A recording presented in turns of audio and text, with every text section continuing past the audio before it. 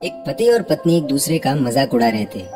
उनकी एनिवर्सरी थी और कई लोग उनकी एनिवर्सरी मनाने के लिए उनके घर आए हुए थे। इतने लोगों के बीच दोनों एक दूसरे का मजाक उड़ा रहे थे, लेकिन बात कब बिगड़ने लगी किसी को पता ही नहीं चला।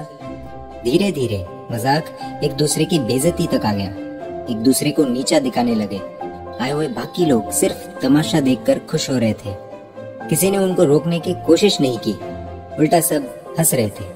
लेकिन जब हद पार हो गई और पत्नी ने ये कह दिया कि तुम्हारी औकात ही क्या है मेरे सामने, तो सन्नाटा सा छा गया। पति निशब्द हो गया। जो पास में हंस रहे थे सब एकदम से चुप हो गए। इस पूरी शांति के बीच एक महिला सामने आई। वो महिला उस पत्नी की ही सहेली थी। पति का नाम राज और पत्नी का नाम रिया था। सहेली ने रिया का हाथ पकड़ा और एक बोर्ड के पास लेकर गई और पेन मारकर हाथ में दे दिया। रिया ने सहेली से पूछा, ये क्या है और मुझे इधर क्यों लेकर आई हो? मुझे कुछ लिखना है क्या? सहेली ने जवाब दिया, हाँ। एक काम करो, तुम कोई भी 15 ऐसे नाम लिखो जो तुम्हारे सबसे करीब है। रिया ने नाम लिखने शुरू किए। माता पिता, सास ससुर, पति, बेटा, अन्य रिश्तेदार और कुछ खास दोस्तों के नाम लिख दिए। अब सहेली बोली कि इनमें से 5 ऐसे नाम काट दो, ये सोचकर कि ये लोग तुम्हारी जिंदगी से हमेशा के लिए चले गए। रिया ने दोस्तों के नाम हटा दिए। हटाते हटाते उसके माथे पर चिंता की लकीर थी, लेकिन उसने ज्यादा नहीं सोचा। इस बार सहेली बोली कि ठीक है, अब एक काम करो, 4 नाम और हटा दो। पूरा माहौल बदल गया। सबके चेहरों पर टेंशन, क्या आखिर ये हो क्या रहा है? रिया ने रिश्तेदारों के नाम हटा दिए। अब बचे सिर्फ माता पिता, सास ससुर, पति और बेटा। सबकी नजरें बोर्ड पर कि आगे क्या होने वाला है। अब रिया से कहा गया कि ठीक है, अब तुम 2 नाम और हटा दो। इस पर रिया को दिल में घबराहट हुई कि अब किसका नाम हटा सकती हूँ, क्योंकि सब अपने हैं। लेकिन सहेली के कहने पर 2 नाम हटाने थे, तो भावुक चेहरे और माथे पर पसीने के साथ उसने सास और ससुर का नाम हटा दिया और बोले कि उन माँ बाप का नाम मैं नहीं हटा सकती जिन्होंने मुझे जन्म दिया है। प्लीज मुझे माफ करना राज। राज ये सब देख रहा था, लेकिन कुछ नहीं बोला। आगे सहेली बोली कि अब बचे माता पिता, पति और बेटा। अब एक काम करो, 2 नाम और हटा दो। रिया ने रोना शुरू कर दिया कि एनिवर्सरी का दिन है और ये सब क्या करवाया जा रहा है। लेकिन सहेली बोली नाम हटाने पड़ेंगे।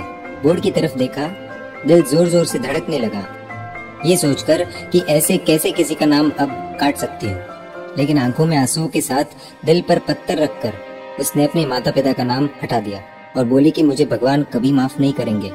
सहेली बोली, रिया रोना बंद करो, उठो। राज भी थोड़ा भावुक हो चुका था। बाकी सब लोग निशब्द। अब सहेली बोली, बोर्ड पर पति और बेटा है, दोनों में से किसी एक को चुनना होगा तुम्हें। रिया, यदि इन दोनों में से एक का नाम हटाना हो तो वो कौन होगा? रिया की आंखों से आंसू बह रहे हैं कि प्लीज ये सब बंद करो। लेकिन सहेली नहीं मानी और बोली, उठो रिया और एक नाम हटाओ। 15 मिनट सोचने के बाद रिया ने आंखों में आंसुओं के साथ अपने बेटे का नाम हटा दिया। राज देखता रह गया। सब लोग शॉक कि रिया ने ये क्या कर दिया। एक माँ अपने बेटे का नाम कैसे हटा सकती है?